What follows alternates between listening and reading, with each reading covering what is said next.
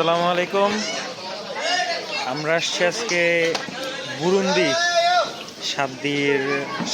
সাবদি পড়ছে না বুরুন্দি? সাবদির বুরুন্দি। এখানে আসছে হচ্ছে বিরিয়ানি খেতে। এই যে এখানে ফেমাস, আচ্ছা জুম করা যায় না।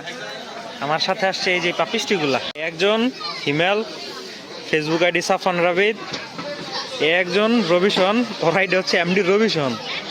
আরো আছে ওই যে ভিডিও ম্যান, দাঁড়ান দেখাই আপনাদেরকে।